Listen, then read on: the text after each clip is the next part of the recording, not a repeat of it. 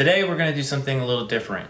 I'm going to talk to my friend Samantha and we're going to talk about the game that I'm developing. I just want to talk to somebody on video about some of my ideas and get some feedback, get some of their ideas. And Samantha is really cool. She is super creative. We've always had really thoughtful conversations about media and just movies and all kinds of stuff. She's a movie buff. She loves anime. So we're going to get into it and talk a bit about the game. So let's cut to that video now. All right, cool. Well, we're here.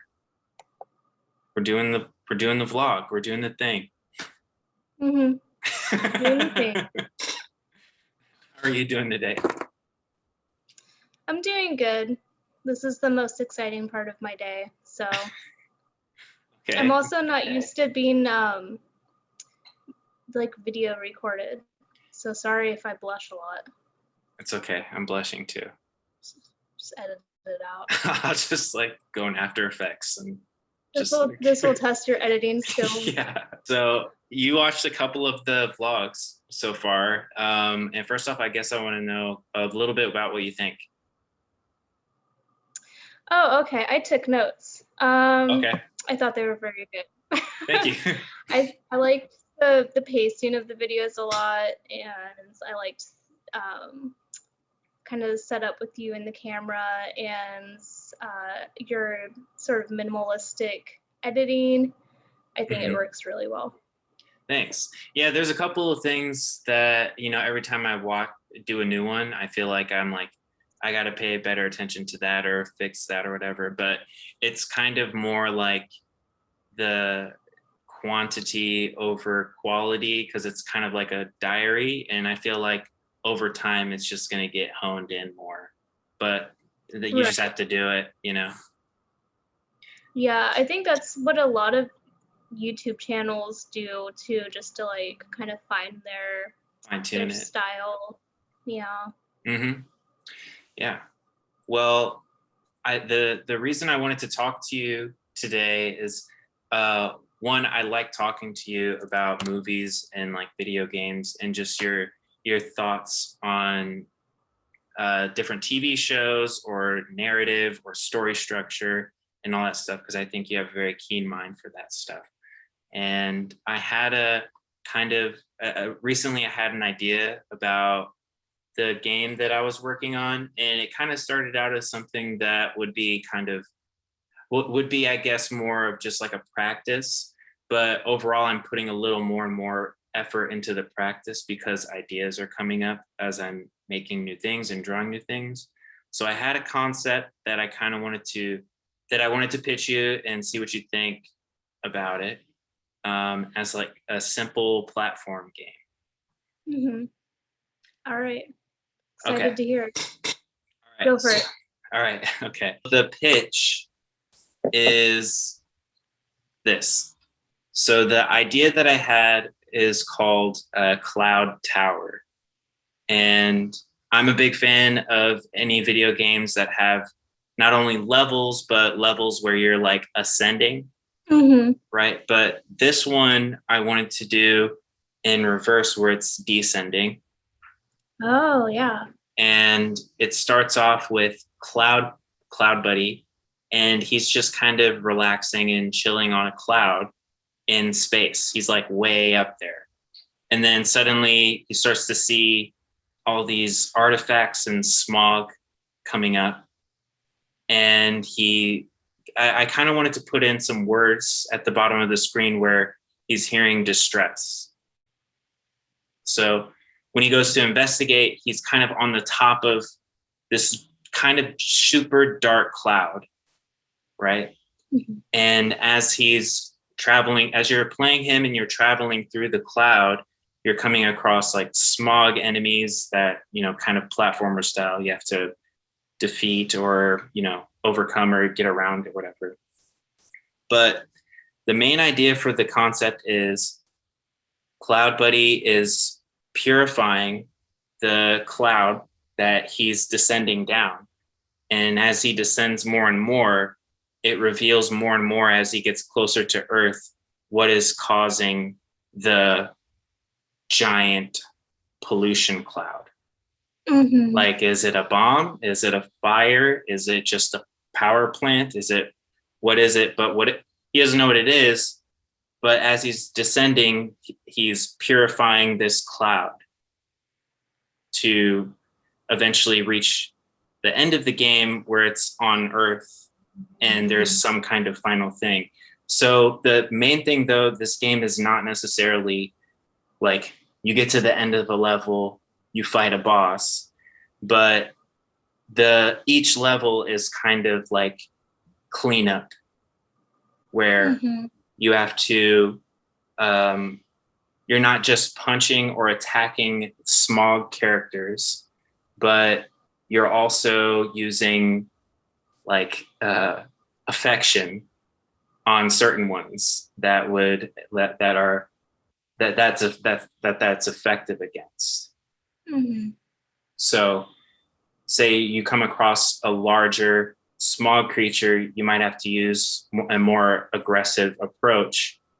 And then when it breaks down into smaller ones, then you use less aggressive approaches. And then it turns into kind of like a fluffy sort of happy cloud that's like kind of drifts off or follows you around, and fills the space. But it's each level, you can't achieve, complete the level until you actually like purify the whole space to descend further down.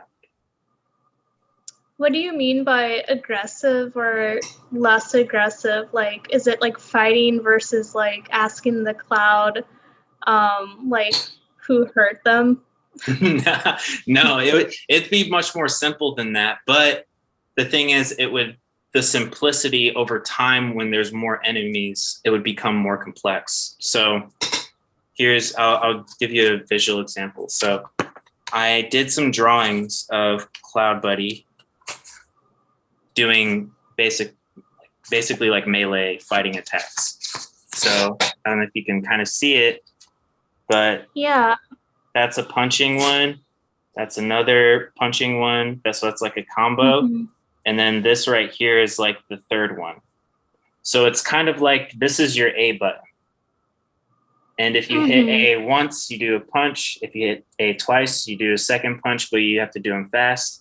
But if you do it fast 3 times, then you do the shocking sort of distance shock, right? But right, and so basically,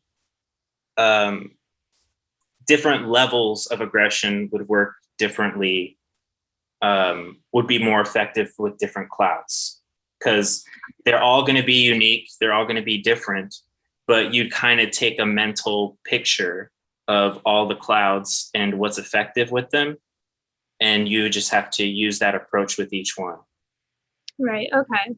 And so since this is the A button, the B button is the affectionate one. So there would be maybe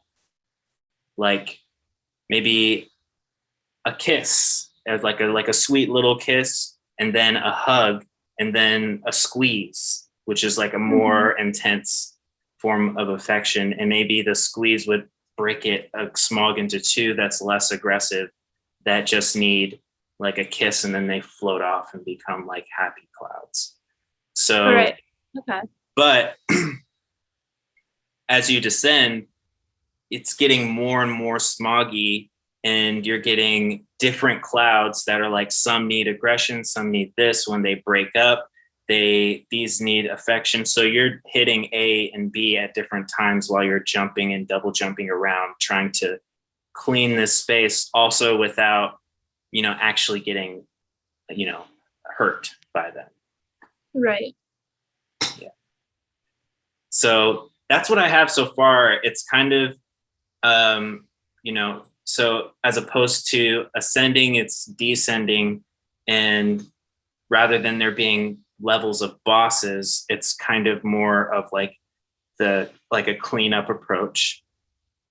And so you can't leave the level and go lower until you completely clean the area or purify the area that you're in. And then there's going to be some kind of bigger reveal at the end. and that's the idea for the game.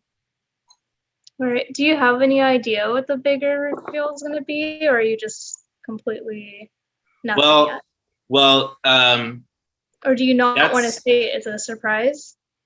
You can no, tell me and then just go over it later again in editing. no, I don't have a solid idea, but I know that, you know, for the players, I would want it to, you know, be a surprise, and it's okay if it's like, I feel like it's okay if it's revealed in this, but I think the thing that's more important is like how it's portrayed, and then that's the part that I would have to do to make it, you know, engaging. Like, Right. I'm curious what this is part of the reason why I wanted to talk to you, because I wanted to see what you would think would be within that structure of the game, where it's kind of reversing the descending to ascending, but also like a cleanup approach and moving towards Earth, closer to Earth, to reveal where this is coming from, and then what is the result of that. Yeah, I definitely think that's a really interesting premise, like the descending approach. Especially since it seems like he's kind of, the character's going kind of from a utopia to a, you know, the real world, Yeah. with all of the things that need to get fixed up. But I think whatever you decide is going to be the ultimate like source of all these smog creatures should be like, if you're gonna make it like a surprise, make sure it's still like satisfying, because I feel like for like storytelling, if the ending's a complete surprise, sometimes it's not really satisfying, because people want to be able to feel like they could kind of see what's coming a little, and then the satisfaction comes from like, oh, I knew it. You know? I mean, if it's like a climate change thing, I guess it could be like a factory putting off toxins. And I was also thinking, what if it's not even in our time period? What if it's in like the future or the past? I think that would be better, because people, I mean, obviously it would have kind of, it'd be really pertinent to the topic of climate change anyways, but we're like in a living hellscape right now, and no one wants to think too much about that. So I think taking it a little separated by making it like a future world, or like a slightly fantasy world, you know, or something like that, would make it more like a little lighthearted. Yeah, it would be that. I think that would be somewhat removed, where people could like think about it without it, and feel like it's their own sort of idea to connect it, rather than it's being like blasted in their face.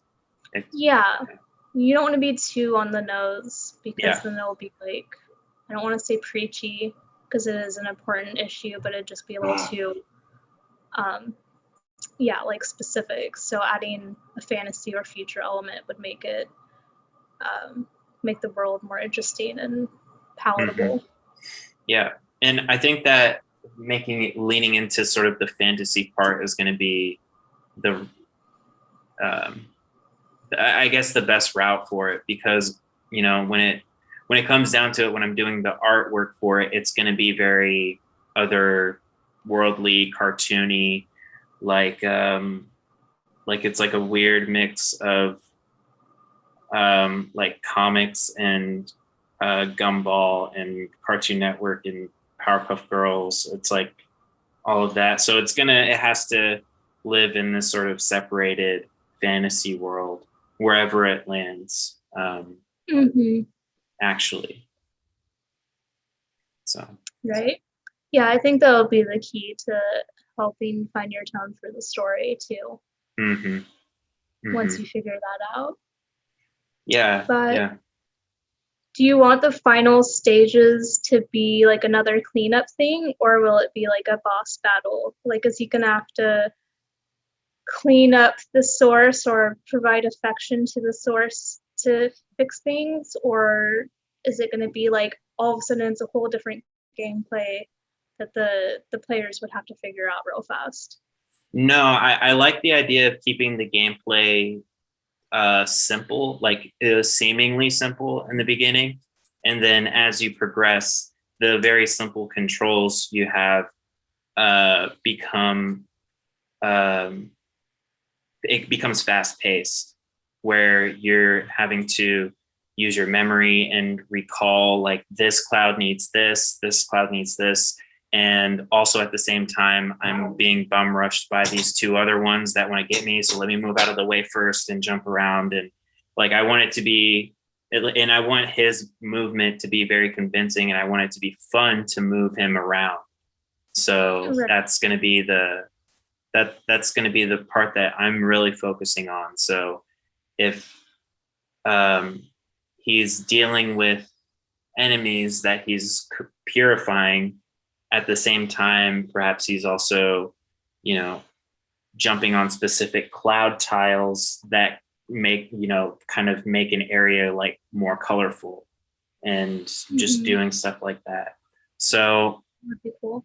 yeah, that's the thing that's what I'm leaning towards. I'm leaning towards keeping the gameplay the same throughout, but as you progress, it becomes progressively more and more engaging and fast paced.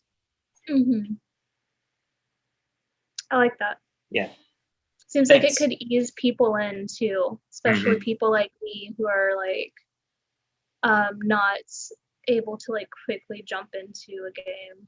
Yeah, especially a game that is, where it's going to end up is going to be super, and just like I was saying, fast paced is going to be things happening all the time. But starting off with that would be like, maybe it would be off putting for some people for sure.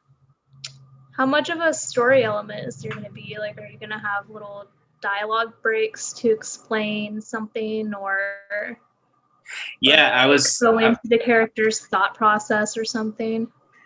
Yeah, actually, I was thinking it would be a good idea to have in between levels, or maybe during them at some point.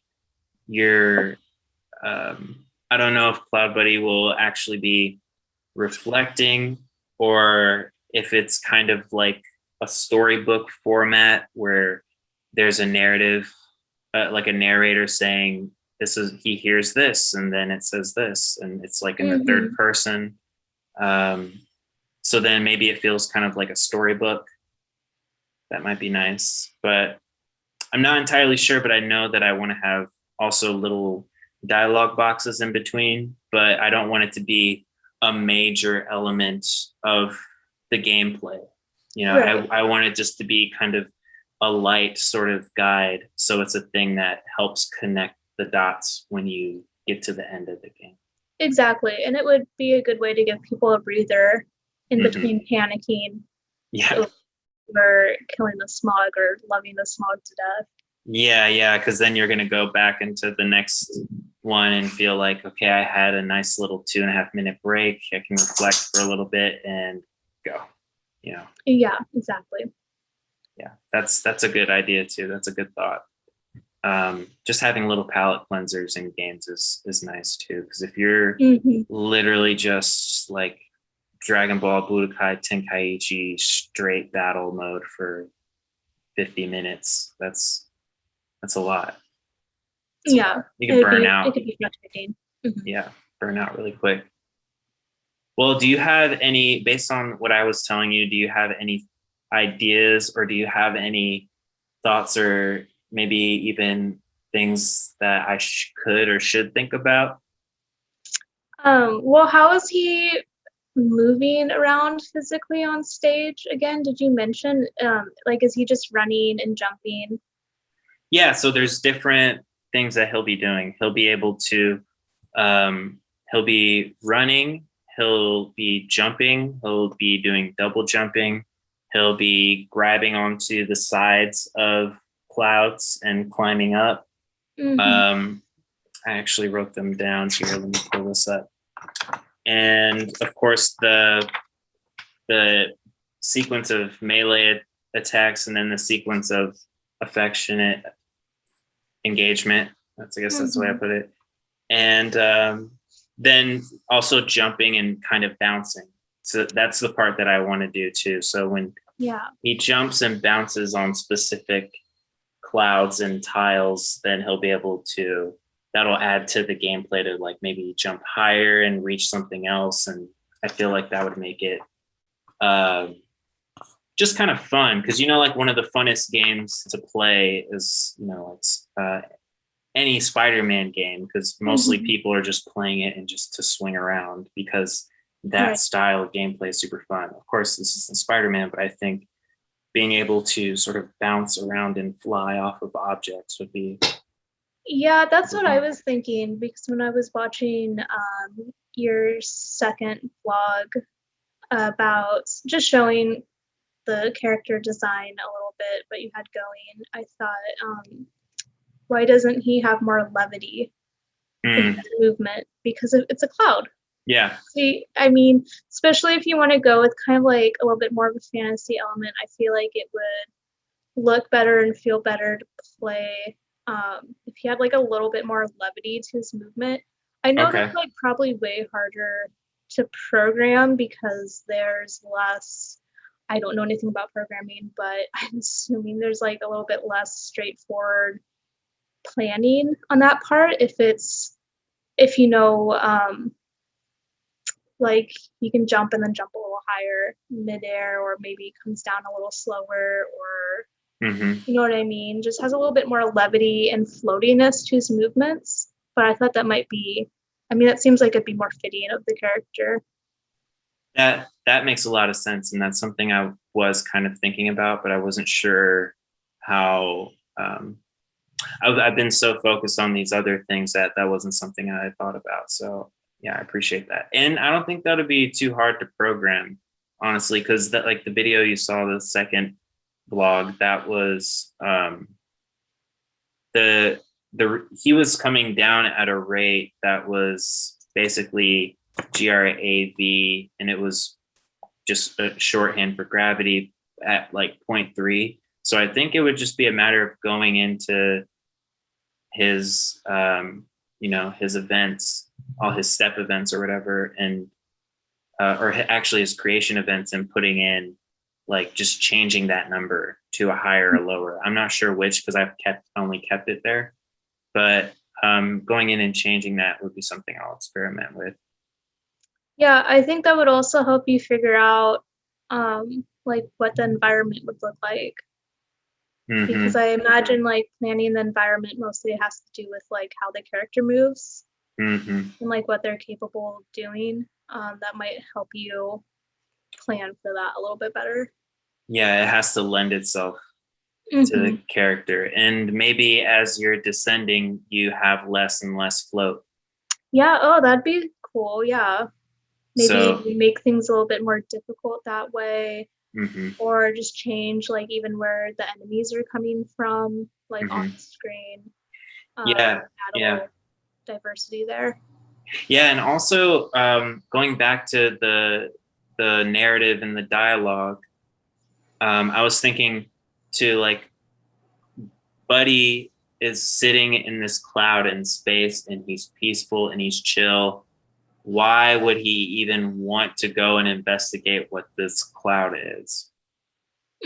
So maybe there's something going on with the dialogue where he's picking up something, or he's sensing trouble, or he's sensing that somebody's distressed or something. So he's like, oh, I'll help you, or like, yeah. What if be something what like if that. Someone sent up a little balloon with a little note to help? Oh, that's very cute. That's how it got to him. He's like, yeah. And then he could meet that person down in the last stage, and they could help, like, let him know what the final boss kind of is. Yeah, I really like that too. And that's perfect for his vibe too, where it's very childlike, and and maybe whoever sends it, it'd probably be like a child send up a balloon like that.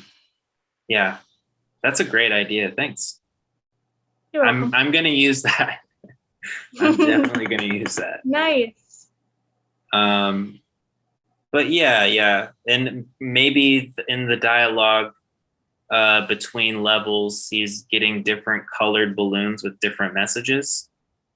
Yeah, that would be really cool, I think. Mm-hmm. Even if they're just like clues that would help the player figure out what to do next, or even just encouragement, I think would be cute. Yeah, like positive encouragement and just very sweet dialogue, or and I guess something in the way that a child would write it. Maybe I'll get my niece to write it or something. Yeah, that'd be sweet. Yeah, great ideas. Love it. Do you think that? Well, okay. So here's another thing too. What do you think about for color? Is there a color palette that stands out to you? Because I have to be honest, like I love color and everything, but also it's not one of my strong points because I have some limitations when it comes to like color blindness and picking it, kind of deciphering colors when I'm figuring it out. Right. I feel like I like to obsessively collect like color palettes that people put together online. Yeah, color palette cinema. Yeah. Yeah, I definitely think it should probably start out more like very vivid Technicolor, like something from like Steven Universe, or just very bright hot pinks and blues and golds and whatnot. Because if he's in space and then descending down into the atmosphere, that's what the colors would kind of look like, at least in my mind. I know space is black, but I mean, I imagine it like it's ultraviolet. Yeah. And then probably like descending down maybe into like a more muted color palette, because like as if he's entering a storm or something. Like washed out, like dark grayish greens, and something like the sky before a tornado where it just turns like a really scary green color. And then I think like as he gets closer to Earth, I mean, if this is the future in a climate crisis, I mean, just looking out at the sky around here most days lately, it's like yellow or brown. So I think going from like bright, like candy coated Technicolor to Old West, like muted greens to like kind of not like super muted colors, but more like the uglier versions of earthy colors, like earth minus flowers would probably like really help suit the tone. Yeah. Okay, great. And it would be like the way, what's his name? Cloud Buddy? Yeah. The way Cloud Buddy's colored, I feel like he fits the Technicolor world, and so he would then stand out more in like as he goes down, he'd kind of be like the brightest source around. And maybe ultimately if he helps things, there'd be more greens and blues and prettier colors returning to the environment at the end. I didn't think I was thinking about that too, like maybe the last level being the most difficult. You would be actually on Earth, and so you would have no float. You would just be full, Earth gravity mode. But there would be and that's the thing too. It's trying to figure out what exactly is there going to be at the very end, because that would also determine what is happening that he's fixing in that last level just before the sort of climax and resolution of the game. What if like at the ends it wasn't just one big issue, but there was like, I don't know, if you didn't want it to be like Earth or something, you could make up an alien creature that inhabits this planet that's, you know, fucking up their planet or something. And what if it's like not one big issue like a power plant, but just like a crowd of aliens doing something, or each doing like little things, and he has to like solve each one for a last thing. I don't know. Or bring people together or something. Like, what if it was the individual little aliens as opposed to like some sort of big bad? Because realistically, that's what the issues would be, is kind of dealing with that. But yeah, that's really complicated, and I feel like that's gonna distract. You're gonna have a major issue after just a few levels, unless you figure out the ending as soon as possible. Yeah, I think the other thing that I was thinking about was when it came to, you know, going back to the title, which is Cloud Tower. And I was also just, this might be too dark, but it doesn't necessarily have to be this, but I was imagining if I could come back all the way and look at the cloud tower for what it was, it would be like a mushroom cloud. That is really dark. That just gave me chills. that is like ascending, and it doesn't even necessarily have to be that, because there are other things that could happen that could create a mushrooming like cloud like effect. Right. I gotta tell you, I don't think people like thinking about nukes, because I know I don't. No. I mean, that's a really cool concept, but I think if that's like almost a different game, because whoever's throwing up that little balloon is dead. They're gone. They're gonna be like a radioactive skeleton when you get down there. They're just like a skeleton with a little balloon. No. You're a little late, Cloud Buddy. He gets to the bottom and it's just the burned shadow. And this That is so fucking dark. Okay. Oh my god. I made it cuter with the neon skeleton. We're just talking about shadows. Oh my gosh. No, that'll be the director's cut. Please don't do that. That'll make me so sad. Oh man. Okay, I'll think about that. Drop the controller and cry. I feel like thanks for ruining my day, bud. I'll think about it. That's funny. God, yeah. Yeah, I'll think about it some more. That's a great idea, but it's almost like don't make it cute then if you're gonna do that. Yeah, no. I don't. I wasn't necessarily thinking that's what it should be, but when I'm thinking about what is not naturally, but what is, you know, in our world an occurring tower-like structure that involves clouds, that one would be like a big hurricane. Could be like a big hurricane. Yeah. That would be cool too, because then it would be spiraling and descending that way. But then that would be a different thing too, because that's not necessarily smog or pollution. It could be It's not really a what? Oh, smog. Well, maybe they could be like really dark storm clouds. But that would probably change your aesthetic a lot. Yeah. I mean, it could just be a smog storm, like a hurricane of smog. I mean, hurricanes are made more frequent and worse by climate change and pollution. Yeah. I'll think about, because I'll have to.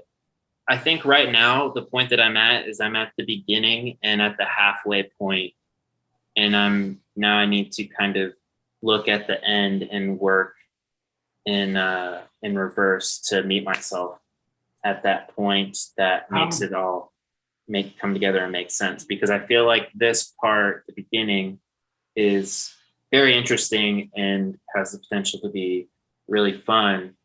But then, like you were saying, there's the other half that not only has to be super satisfying, but it also has to, I guess, kind of connect with the person that fell in love with the game in the beginning and the whole idea of it. Yeah. So like if it's dark, just don't make it so dark that there's no hope. So, I mean, I feel like that's like the beginning of the game would be pretty hopeful and lighthearted. Mm-hmm. Yeah. So no shadows of bodies. no burned, no nuke shadows. I've like not even seen the game, and I can picture it so clearly in my mind. That is a frightening idea. It would go viral as a cursed video game. Yeah. That's for sure. Oh man. Well, yeah, I don't know if I had any other ideas or any thoughts, but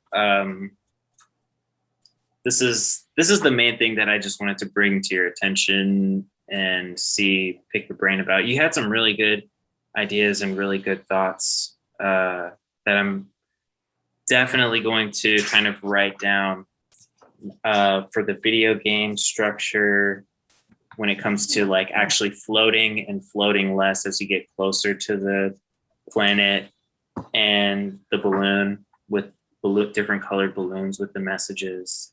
Those are great ideas. So maybe those will help me. I feel like those are going to be things that are going to help me get closer to figuring out. They're kind of like little clues. And you're a creative writer too. You write stories, and sometimes I like this point because I feel like a detective where like I have clues, and I'm convinced that there's something with these that all makes sense at the end. So this is fun. All right. Yeah, I love plotting. Plotting is like the best part of any story. Yeah. I think. It's just that pesky ending that's always difficult. It would be nice if I could start every idea with a great ending and just work backwards. Maybe it's not a bad idea to play with that like really doom and gloom ending, because I think it's good to just like play out a lot of different endings, because if you're just starting from the beginning and then going towards the end and trying to think of like the most satisfying ending, I feel like you can get kind of like stagnant in the middle because you're just trying to force that ending to happen. Yeah. And it's, it gets a little bit weak around the middle, because you're just basically trying to set up a bridge between the beginning and the ends without putting that much thought into like the steps in between. So I think playing with like way different endings might help you figure out what steps in between you really want to keep, and then that might end up, determining the ending for you. Does that make sense? No, yeah, that makes sense. And also just again remembering that the beginning of the game is very, very simple. It's not super complicated, and even the gameplay in the beginning is not overly complicated. We'll get more high pace with those simple controls, but I think simplicity is key when it comes to crafting an ending, because the main thing that I want to sell is the fun of playing the game. Right. And people can fill in the blanks. Yeah, you might definitely have to. It might be a situation where you've got like this complex story in your mind, and you're like, okay, now how do I whittle this down to the very barest bones? Yeah. That's not spend too much time setting anything up. Yeah. But I still think keeping like a complex story like in your own mind will help you with tone and true. And probably with writing the music too, unless you already have a plan for that. Because I know you're kind of like story based with your music, so. Yeah, I think I haven't started doing any of the music yet, but that's the whole reason that I started doing this project, because I wanted to do music for a video game, and now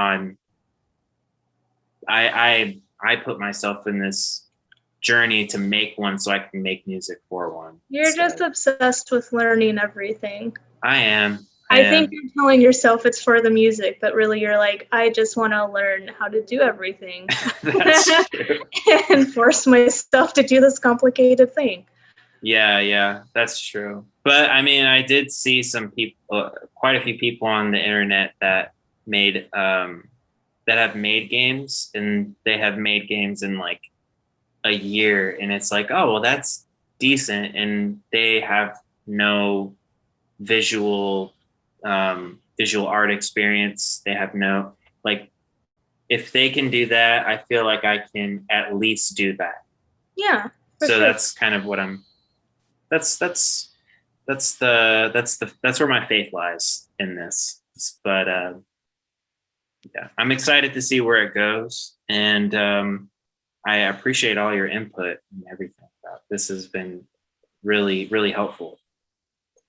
Yeah, this has been fun. Anytime you want to talk about anything like that, I'm down, because I like just thinking up stories and ideas for stuff like that. Cool. Maybe we're gonna have to have you back on. We're gonna have to have. I'm saying we.